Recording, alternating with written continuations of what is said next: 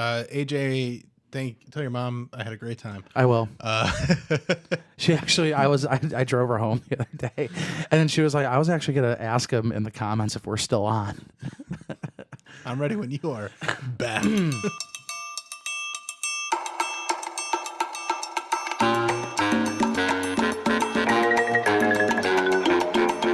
This is the Bill Squire Show.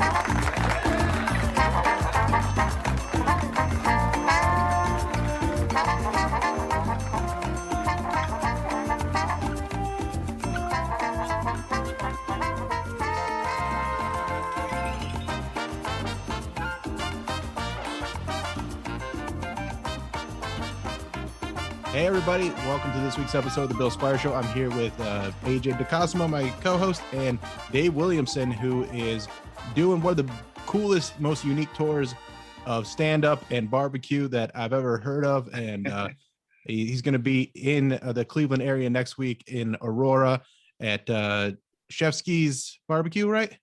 Old Chefski's, that's what it is, yeah. Which is an awesome place, man. If you haven't been before, it hasn't been open that long. Jason and Grace's wife used to sell barbecue out of a roadside stand, right? So one of their parents had a fruit stand, like a little market, and so they would cook barbecue and sell it there. And then they got rated the #1 barbecue in Cleveland by the Cleveland newspaper, whatever the main newspaper is there. Yeah, probably Plain Dealer. Yeah. Whoever rates that stuff. So it's a big deal. So then they kind of used that to launch themselves, and they had the confidence to then open up a brick and mortar. And they found this place in Aurora, which is so cool because it butts up next to a park. So it's just a perfect place for like a real authentic feeling barbecue restaurant in the Aurora area. And so I met them when I was doing my podcast. I was in town for just regular shows, and I hit them up because I Googled and they came up as #1 barbecue. And so I went to go do my podcast, meet Dave with them, and I met them at the brick and mortar. They had just signed the lease. So it was like it was like nothing. It was like a shell of a building, right? And then they were telling me on my podcast about their dream of what they were going to do. So they made a comment like, oh, this would be a great place to do an event because we tend to have a lot of events since the park's next door. And I was thinking in my brain, like, I don't know when I'll ever do a comedy show at a barbecue restaurant, but yeah, it is a great place for events. And then here we go, fast forward to maybe like a year and a half, 2 years later, and I'm coming through Aurora doing a show at the barbecue restaurant. Dude, not only there, I'm doing it all over the country. Right, that's amazing. That's fun. And so you toured with Bert Kreischer for years, and you were on the theater tour, or not theater, the drive-in theater tour last year. And that whole time, and whenever you work with him, like you're always sharing this, amazing barbecue that you're putting on. He's putting on his story, and people are just raving about it. There's just, and I just like watching this. I'm like, man, I got to have some of that meat. That looks so goddamn good. So for this to all to come together where you're doing a barbecue comedy tour, I'm like, this is like the dream come true. Yeah. I mean, I love anytime I can combine passions, and the main things in my life are comedy. I mean, other than my family, obviously being a dad. But, yeah, that's a given. You don't have to say that anymore. That's like, but I mean, that's like when people thank God after winning a basketball game. Like, we already know, we know. Just you had nothing to do with this. No, but I mean, being a dad is a big part of my personality. So it's not even just like saying it as something that I, feel obligated to say. I mean it as like it's a big part of like who I am and my, it shines through in my set and everything. But no, but hobby wise, anyways, I mean, comedy obviously is a hobby that became my profession. And comedy is a huge chunk of my life. Water polo has always been a huge part of my life. I played water polo and I just love the sport. I'm real passionate about coaching and mentoring kids. And then barbecue now the past like 6 years, I can't believe what a lesson that you can become so passionate and so into something and get good at something, that you didn't learn as a kid, something that you found later in life. And I've just totally entrenched myself in it. And so those three things, anytime I can combine any 2 or 3 of them at the same time, I'm so happy. So yeah, having barbecue and comedy when I'm touring with Bert, when I'm doing this tour, just in general, it's a lot of fun, dude. Now the next step is to somehow involve water polo into the next tour, stand-up comedy, barbecue, and water polo, and then have your kids come with you. You get to put everything together. And you are very much like a dad dude, like the cool dad, I feel like, but like the cool dad and not like you're trying to like you like having fun with your kids. You know, I watch your stories and stuff like that. And then your stand-up is a lot of like family stories and very like endearing, because there's a lot of comics now. I feel like in the last like 10-15 years, it's been like, I'm gonna shit on my kids, and that's not really what you do. You kind of let them tell the story for your stand-up, where it's like they're doing rad stuff and you kind of go along with it and turn it into like funny stories without just being like these dumb pieces of crap. No, dude. Well, first of all, you're totally right. I'm definitely the cool, fun dad. I try to tell them that all the time. They don't believe me. I'd show them this, they'll understand. Yeah. Bill said so. Yeah. No, I take that as a huge compliment, man. Thank you. You know, I never, that wasn't intentional, you know. I just would tell stories from my point of view on stage. And when I did my first album in 2012, one of the write-ups, somebody said that, and they said, you know, Dave talks about a lot of the same topics you hear dads who are comics talk about, but he takes it from a different angle where you're actually cheering for, you know, him and his family versus most comics who are like, ugh, once you get married, you don't have sex anymore. Right. Or kids ruin your life, you know, like a lot of venting, you know, things like that. You know, that was kind of the norm, where it's like you're venting about your kids and you're but like the story that you shared around Christmas about the elf on the shelf, like hilarious, just like and clever and like relatable and just like an enjoyable thing to hear.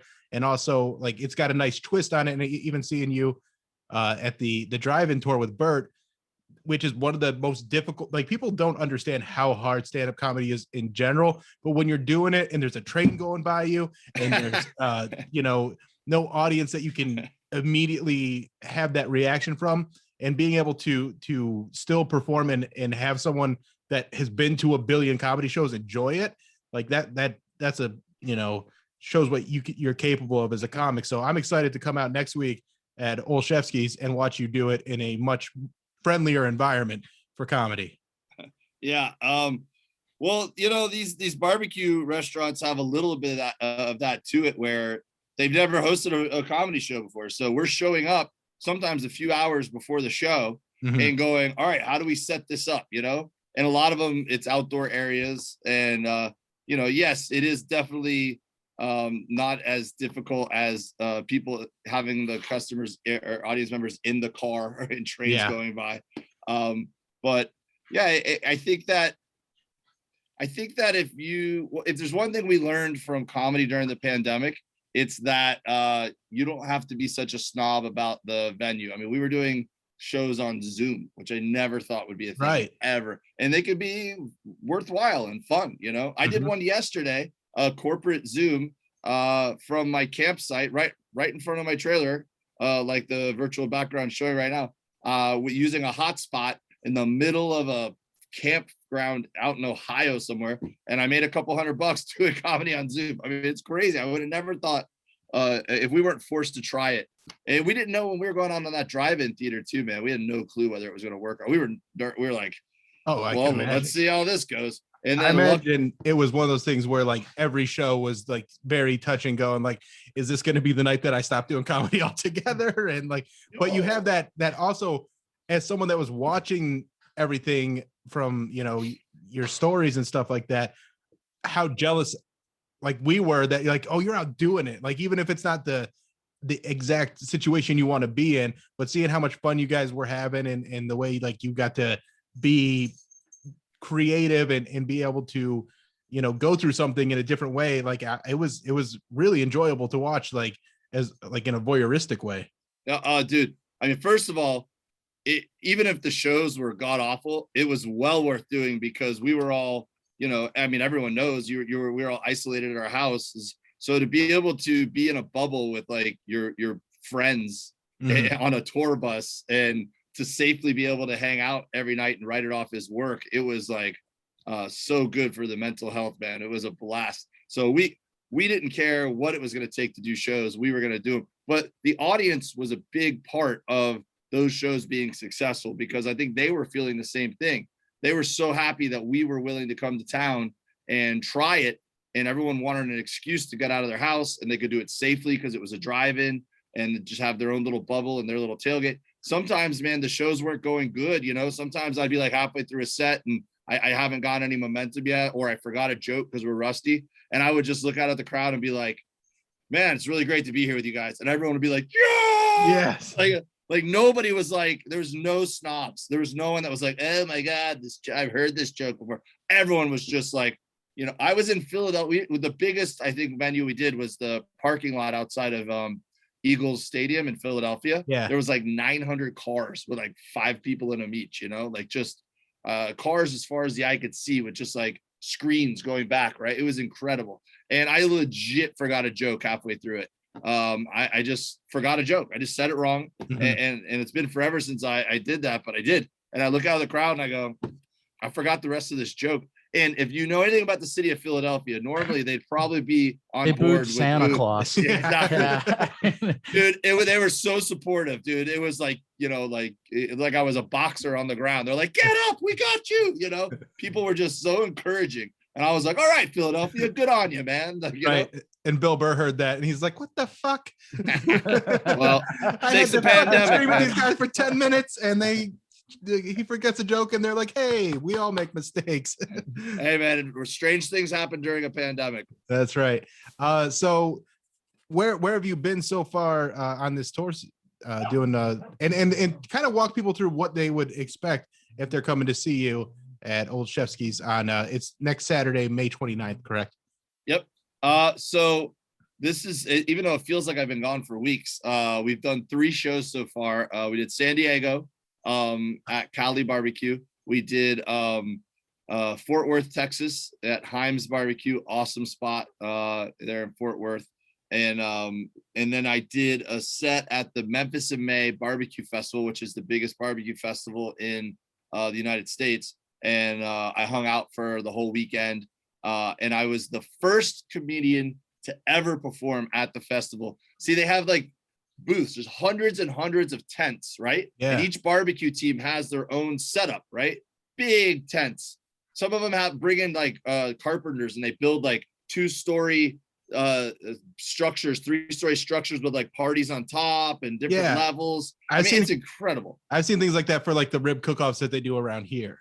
Yeah, it's bonkers. So one of the vendors or one of the local barbecue restaurants hired me to come in and perform at their tent for their party on Thursday night.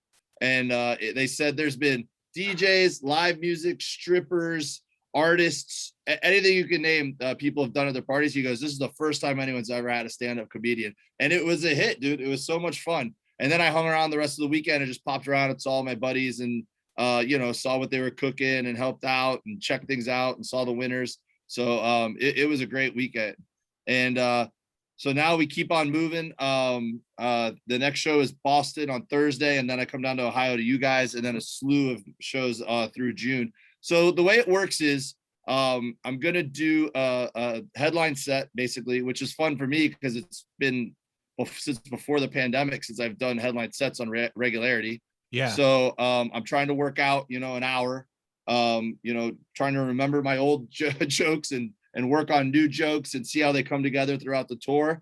And then at the end of that, I bring the local pitmaster or owner, whoever's there, up to the stage, and we do a Q&A with the audience. It's very interactive. It's kind of like a live version of my podcast. I can either talk stories and chit chat with them about barbecue, or the audience could chime in and ask a question. Bear Mountain Barbecue is a company that makes really awesome pellets for pellet smokers. Mm-hmm. And they are sponsoring the tour. So we're giving away free bags of Bear Mountain to everyone that comes out to a show, and koozies and swag. Oh, awesome. And then, I have my own rub. Now something I mentioned, you have your rub, which I definitely want to get some of that. And I like that you're getting a lot of bang for your buck for this. Like, you're getting to see you do comedy, which in and of itself is worth the price of admission. But then, like, all the barbecue you get and the swag that you get, like, it's a really, I mean, you're putting your whole heart and soul into this. And so, like, that's what I find so astounding is like, I know like when I'm putting shows together, it's like just doing the stand-up part is a ton of work. And you had this whole other level to it where it's like, I'm so impressed by it. And every restaurant's different. So some of them, I'm just charging an entry fee for the show, and then they could buy barbecue or beers on their own. Yeah. Other ones, we're doing a whole combination thing. And the barbecue restaurants want to make it like, a great event, and they want people to get bang for the buck too. So what most of them are doing is it comes out to being around $45, and you get a barbecue plate and a non-alcoholic beverage with that, plus the show and all the stuff you're talking about. Yeah. And then if you want to buy more beers or barbecue, you can buy that on top also. But yeah, we're trying to make it an event that's easy for people to say, yeah, let's go out to that. I just wanted to get on the road and do something cool. And not lose money on it, basically. Yeah. And how'd you get into barbecue? Like what led you down this path? Yeah, I was actually going to ask that. Like, I'm glad it's like barbecue and not like taxidermy. Because like that, I'd imagine like some people would have a hard time, like, going to that show. Well, so how did I get into barbecue? I basically loved eating it. And especially when I started touring a lot, doing comedy, I thought I knew a lot about barbecue. I went to college in Auburn, Alabama, and there was a great little smokehouse there called Byron's, and I ate there literally every other day. And then I, after college, moved up to Charlotte, North Carolina, and to chase my wife up there, who I was dating at the time. And I got a job with Red Bull, and I get in that little Suzuki with the big can on top, and we'd have to drive all over the state. So I made it a mission to try to eat as many barbecue places around North Carolina as I could while I was on shift. And I don't know, I just always liked I was always intrigued by the lure and the science behind it and all that. But cooking it, I didn't get into until way later when I discovered Texas barbecue when I was performing in Austin, Texas with Paul Varghese. It's a very funny comic. Yeah, I know Paul. So we're out drinking the first night. We're hitting it off, fast friends. And he goes, "Hey, man, do you like barbecue?" I go, "I love barbecue. I'm a barbecue expert. I've eaten at so much barbecue places." And he's like, "All right, cool, man. I'm going to take you to the places to get the best brisket tomorrow." And I go, "What's brisket?" He goes, "You don't know shit about barbecue." So I'd never been to a Texas spot before. So he comes and knocks on my door at 11 o'clock. And I'm like, "You're awake already?" He's like, "Yeah, man, we got to hit a lot of spots." He's like, "I got a lot to show you." And I was like, "Whoa, all right." So we went to like 5 places. He was like ordering for me, like we're on a date. Like he was just taking the menu away from me. He's like, "We're going to have the 3 meat platter with the," he's like ordering all specific at each place. And I was blown away. I mean, I was blown away. So I immediately started booking Texas shows every year to make sure I could go. I don't care if it was like the worst gig on earth. I was doing it just so I had an excuse to go eat barbecue in Texas once a year. Like Killins in Houston, I used to love going to every year. All the Austin spots. I mean, pretty much anywhere you end up in Texas, you can find real authentic stuff. Mm-hmm. So then I would get mad once I moved to LA, and I'd fly home to LA, and I couldn't get good barbecue anywhere in LA. Now there's more places where you could get good barbecue. Back then, couldn't find anything. So I just got mad one day, and as I do with most of my hobbies, I just looked at my wife and said, "I'm going to learn how to do this." And I went to Home Depot that day, and I bought a terrible little $100 smoker that wasn't worth shit. Yeah. And I started watching YouTube videos, and I ordered like Aaron Franklin's book. And I started when I would go on the road and go to these restaurants, I'd ask to talk to the pitmaster, and I'd ask questions. I started a meat journal, which I don't even write down my jokes in a notepad like every comedian does. But I have a little meat journal where I record everything. I love that. I love that. Like you're like, jokes are in my brain, but meat, I need to get on paper. Yeah, man. Figure all this stuff out. But so when I first started comedy, I wrote everything down. Mm-hmm. And then as I got on stage more, I was more comfortable writing on stage. And that's what barbecue is like for me too. At first I had to write it down. Yeah. Every time. I don't really have a good memory for technical stuff. So I got to remember, like, all right, last time the pork came out awesome. What did I do? Last time the chicken came out overcooked. What did I do? How do I adjust it? Right. Mm-hmm. But now that I've been doing it for a while, now I don't write it down anymore. Now it's like comedy. It's locked in, and it's kind of muscle memory at this point. Now I create. Now it's art, baby. Now you're figuring it out. You know, what's harder, Like what, like the learning curve, like stand up or being good at barbecue? Like what's harder? Oh man, that's tough. I mean, I think there's so many similarities because like both you kill an animal. You know. I mean, so cooking barbecue for people in bulk is harder, whereas comedy, the more people you're performing for, the easier it usually is, right? Yeah, that's a weird juxtaposition there. But barbecue, the things that's similar about both of them, I don't know which one's harder, but the things that's similar about both of them is that no matter how good you are, every time right before you're like gonna feed that person or you're about to tell your first joke, you're nervous because you're like, I know that the expectation's high. Mm-hmm. I know people came here to be pleased.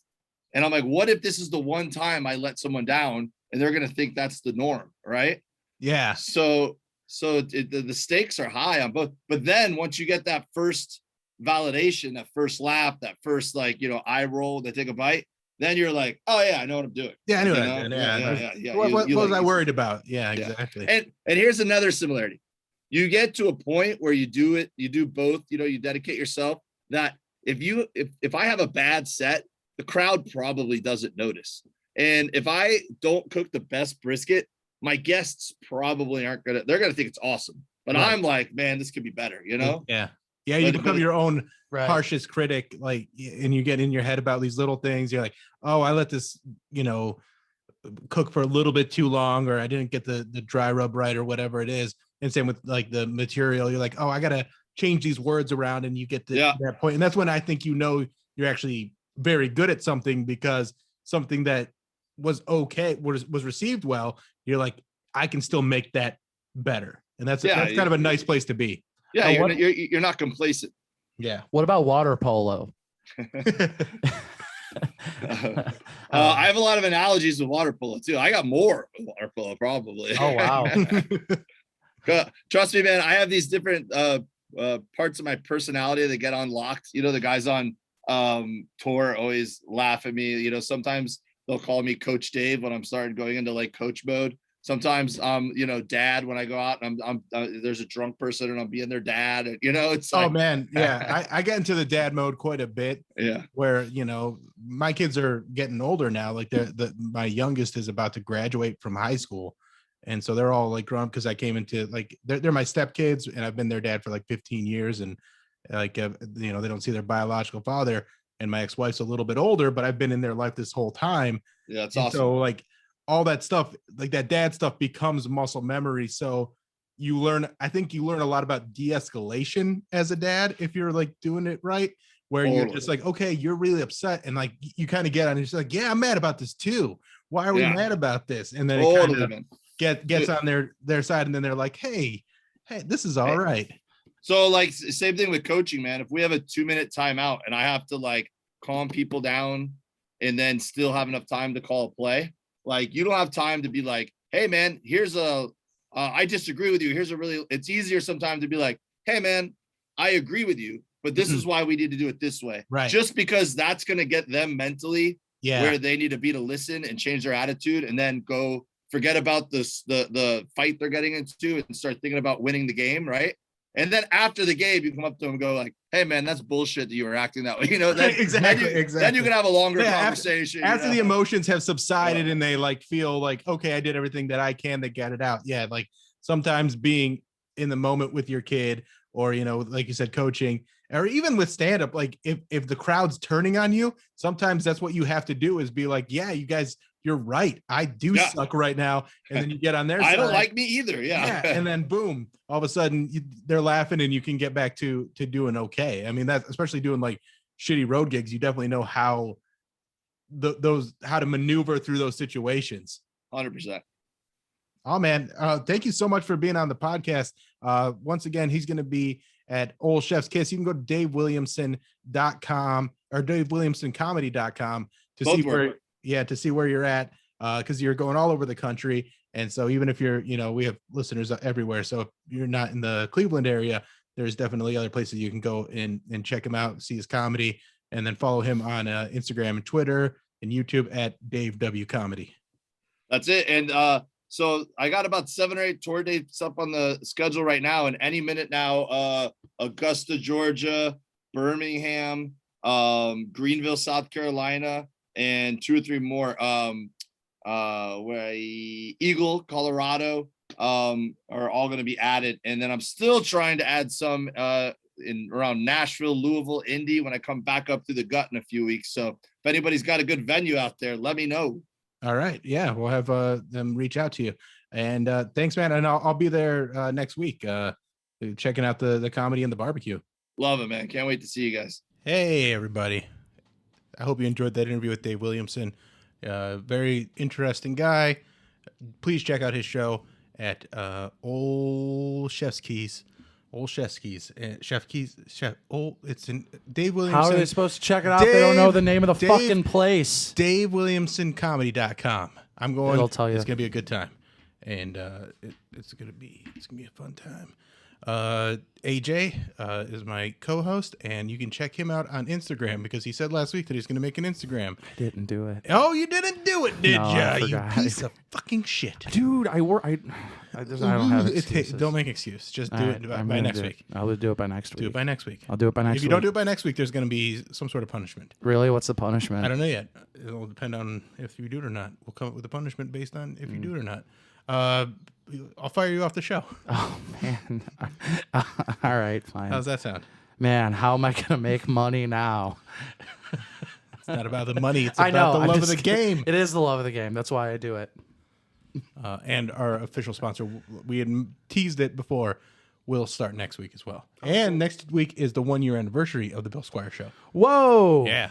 I think it's official now. I have been on the show more than anyone else has. Yes, absolutely. Yeah. But John Bruton's going to come back for next week too. Oh, cool. So I think we're going to try and do all 3 of us at the same time. So We're going to share a mic.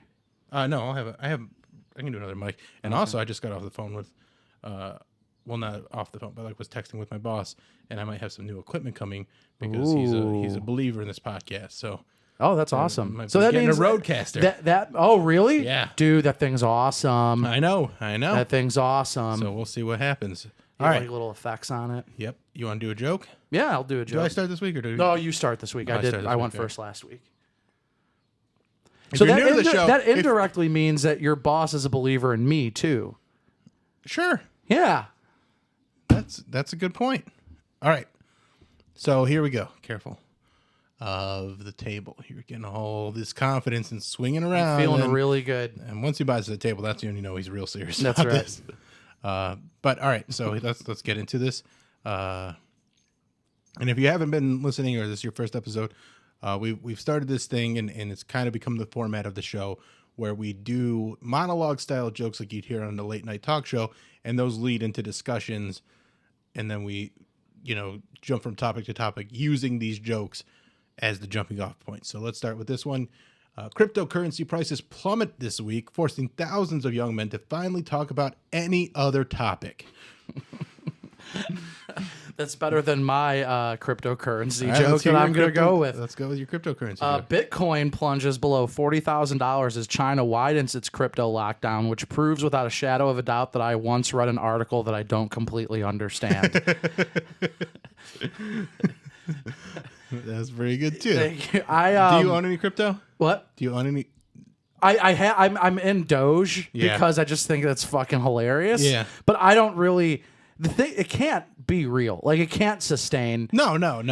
It's a pump and dump. But if you But if ask, you take it for that, it's pump and dump. but if you ask people who back crypto, like they're like it's the future. And it's just like it's made up. Pretend. It's all pretend. But all money's pretty much made up and pretend now. We've Right, been off but- the gold standard for a long time. But the way they mean it's the future is one of these will eventually be the global currency. Okay. And that will be, but it's got to be accepted as such. And so it will, based on everything that we've seen, it's probably going to be Bitcoin or Ethereum. Ethereum. Yeah, something like that. But I think we're also 100 years away from that. Right, but even if we're looking at this stuff, like it plummeted. Like the actual it's dollar doesn't. I mean, it fluctuates, but it doesn't plummet like that plummets. Right, but this is also in its infancy. Right. No, I understand. But I mean, like I said, we're hundreds of years away. And people are doing it as a way to just make money right now. No, I understand. So once it becomes more stabilized and it becomes the standard, it will stabilize, I imagine. But anything like But it's that also can go up and down by the CEO of Tesla just saying something about it on Twitter. right. But that's because there's still not enough people worldwide that have bought into it. Where, I mean, look at the way that Donald Trump can manipulate the stock market. No, I understand. But So, right, I mean- that makes sense. But the value of the dollar, the actual currency, it's like the amount of money. But it would pouring- jump. It wouldn't jump as much. But I mean, if you know anything about forex trading, Which I don't. People trade for like they trade other like different countries' currency based on similar information. Okay. So my buddy is a forex trader, and he's made probably millions of dollars trading forex, doing that. So fuck are we doing this for? because Why are we here? Why are we just doing that? With You love of the can, I game. can- Love yeah. of the game. Love Love of of the the game. game. There you go. Love of the game. That's why. all right, next joke. It's your No, it's your turn. I did my You Bitcoin didn't- joke. All right. Demi Lovato announced being gender fluid and will use pronouns they, them in support. I'd like to get a whiff of their gender fluid. What? Tell me about this gender fluid. Where does it come from? How do you juice it? I think Is there a I pulp? think you buy them dinner and then you see where things go. Bill, that's a sex thing. Is that a sex thing? I don't know. Buying dinner. Well, you're charming. You make them laugh. You make them Right. feel comfortable. You use the proper pronouns, and then all of a sudden, the gender fluid is lubing up all the gender. That's a big deal, right? That's a big deal. That's a good thing that she did that. Or they did that. Boom. Yeah. Okay. And people act like it. Here's why. There's a DJ in Boston that got all fired up about it and was making jokes about it. He's a 71-year-old man, but he's still on like a pop station. And he had to apologize because he was belittling it. And I kind of went on this whole, not rant, but just this thing on the Alan Cox show where I was just talking about like, people get upset about this because they don't understand it. And rather than trying to empathize with these people that are going through a situation, like I don't understand what Demi Lovato is going through, but I understand that they have had situations or moments in their life that have put them in this In where they in are this right now. mindset where they go, I would like to remove gender or be non-binary or not be put in this box because it doesn't make me feel comfortable and it's just not who I am. So rather than dismissing their experience, I just try to understand it. That's because it seems to me gender is a binary thing because that's the life that I've lived, but I haven't lived their life. Right. I don't understand what they've been through. So if one of the steps that I can take to make them feel more comfortable is using they, By them, being an ear. Yeah. is It's being not an that ear hard. and listening and trying to understand rather than dismissing it. I'm definitely going to take that track and try and understand them rather than dismiss what they've been through in their experience and what is happening, because there's definitely been times in my life where I don't feel understood, where I don't feel like I fit in. So I can use that as a starting point to understand their experience. You put it into words. I have nothing to say. Yeah, there you go. Yeah, there you go. All right, do a My joke. joke. My joke. Did you see that Texas Governor Greg Abbott has signed a bill that bans abortion as early as 6 weeks into pregnancy? I did. Pundits are calling it a huge win for Republicans and a huge loss for their mistresses. And here's the thing too. And who does a bit about this? Who was it? I want to say it was, it's Steve Byrne. Steve Byrne does a bit about how people are very picky and choosy about when they believe in science. And even Mary shared this meme today about like, okay, if life starts at 6 weeks, is that when child support starts? Is that when, all these other attributes that we assign to life begin? All these, responsibilities, all these nuanced things. Is that when prenatal spanking start? Right, When the baby's exactly, being yes. bad? Yeah, so it's one of those things where I feel like Bad baby. they're fighting this war of, and they're fighting this war for to outlaw abortions just to appease voters that have archaic views of pregnancy. Yeah. And it's annoying because I don't know if you ever saw the video where Ben Shapiro is sparring with a dude from the BBC, and Like they're actually fighting? no, they're just like talking, and Ben Shapiro's talking about abortion and stuff like that. And he's like accusing this guy of being like, he's like, you're a liberal, so of course you don't believe in, human rights of, of a fetus or anything like that. And the guy's like a well-known conservative in Great Britain, but they don't have the view where they've tied their religion to their politics. to their politics in the same way where they go, oh, well, no, I'm very much a conservative, but I understand science. And when they say that life does not begin at 6 weeks, that's only something that people sign off on if they're trying to outlaw abortion. Right. And then they also flip-flop on abortion all the time because they will get an abortion if it serves their purpose. Yeah. I mean, there are a lot You of think people. Donald Trump hasn't paid for abortions? Come on. Yeah. I mean, I can name names. This guy.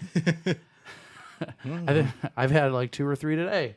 Yeah, and I've been meaning to talk to you about that. I'm sorry. I Well, you feel need like to you're stop. going a little wild with all the abortions that you're just like. Are you performing them? Or are you just paying for them? Like, and that might be a Bill- problem with like. Bill, if I have- know you're not the best with money, but when I like maybe invest more in Dogecoin and less In abortion. In abortion. Well, Bill, if you stop ejaculating inside me, we wouldn't have this problem. Well, we've talked about that. You can't get pregnant the way that I'm fucking you. Not with that attitude. Not with that attitude. All right. My turn for a joke. Let's go. Legendary comedian Paul Mooney passed away this week at age 79. Unfortunately, against his wishes, he will be remembered fondly by white people. He was so great, dude. It was so great. He was unbelievably Yeah. great. And just a very, very insightful and honest comedian. And people talk about honesty, like when people go like, oh, reverse racism's not a thing, or they go, they talk about the black experience as white people. Go listen to Paul Mooney, and then tell me that you think that black people aren't treated poorly in this country. Oh, absolutely. And let's even go a little bit more shallower than that. Okay. Like, right? I mean, that's like the deep take. Yeah. But and which I agree with, but like the shallow take is that dude had his hands in some And of so much. the funniest stuff that has ever existed. Across decades. When he had Pryor's ear, he Yeah. had Chappelle's ear. Yeah. Like that dude was just.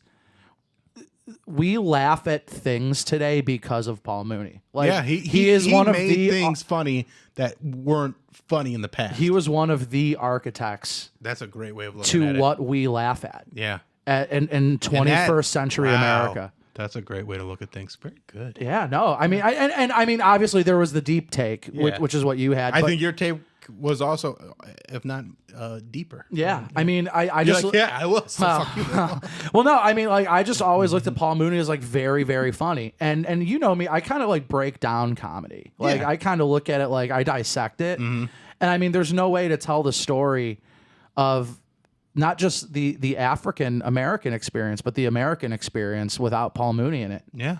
Because I mean, I think Pryor, and I know we're kind of bringing in, but those two are kind of connected at the hip forever. Yeah, they're very. I mean, he was instrumental in helping Pryor get to where he was because he was the sounding board. Yeah. I mean, like they were. Pryor was the performer, but they were the writers. Yeah, They and wrote together. Pryor is one of the top 3 great American artists in American history. I mean, it's Mark Twain, it's probably Charlie Parker, and then it's Richard Pryor. And Paul Mooney was the part of that DNA. Just looking up who Charlie Parker is. Jazz musician? Jazz that's saxophone. what I thought. That's what I thought. That's Yeah. what I thought. Yeah. All right. So, yeah. Yeah. All right. Joke. Oof. Bette Midler, Sarah Jessica Parker, and Kathy Namji officially signed on to make Hocus Pocus 2. I saw Did you hear about that? Yeah. That's right. They get to stretch their acting muscles by playing 300-year-old women who existed in the past. I tried to do a joke about that, and I was just like, I couldn't come up with anything that wasn't just like incredibly mean. And I know that that's mean, but I really do have fondness for all three of them. Once Sarah Jessica Parker shows me her tits, then we can move on. But I'm still you remember. Oh, that's right. Yeah, she never showed her tits in Sex and the City. So until I see her tits, I'm not seeing any of your movies. That joke was way more mean than how I actually feel. But I'm just like, okay, I'm running out of time. I need a joke. So let's just do that joke. All right. Yeah. We're going to move pretty quick through these today because we had the Dave Williamson part. So the FBI announced more than 400 people have been charged in the January 6th Capitol building tour.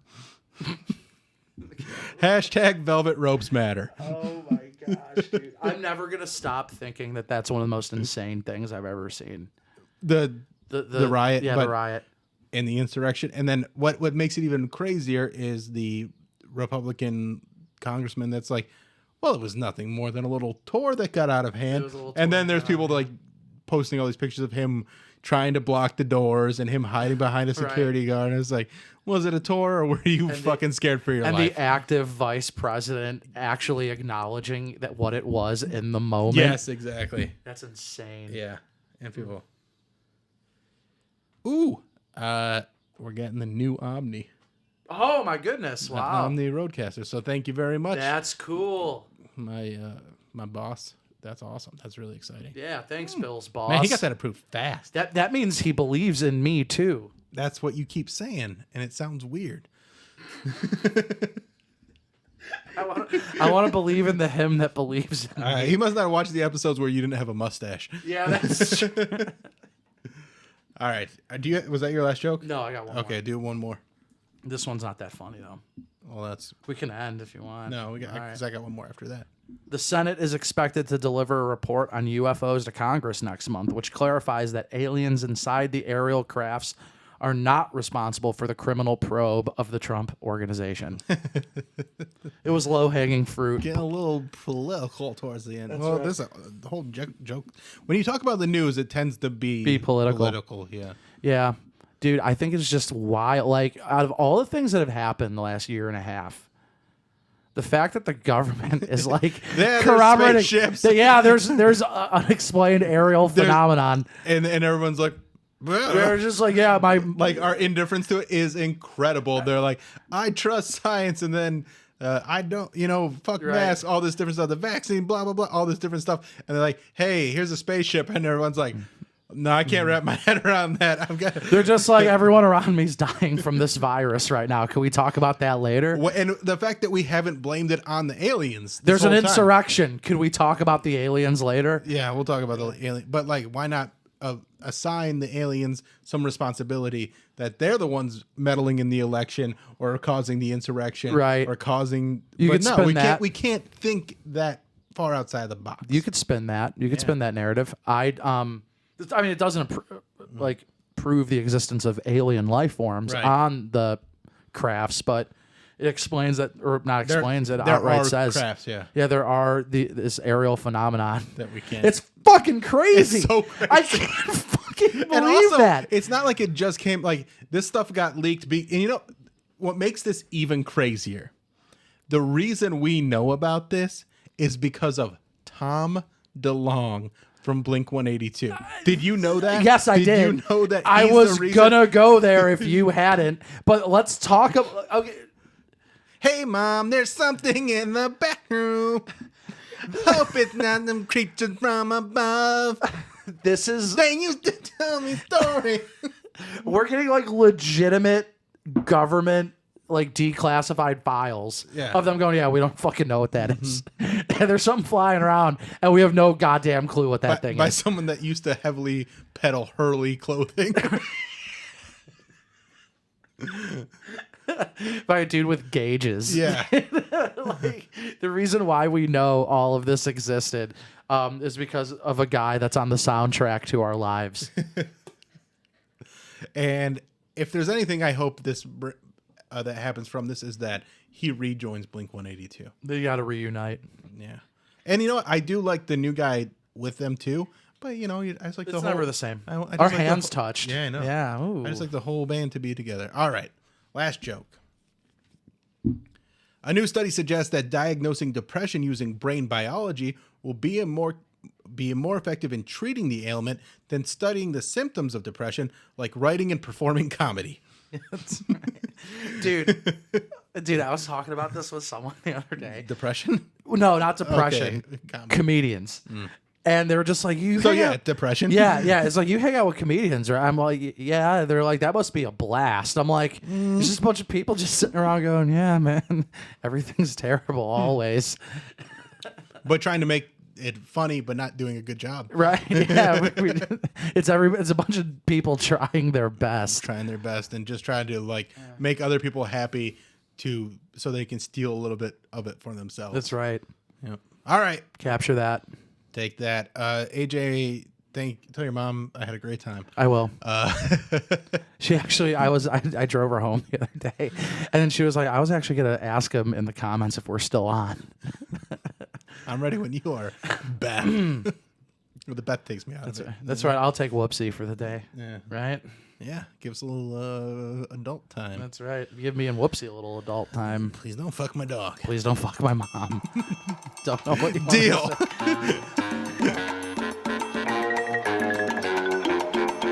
This is the Bill Squire Show.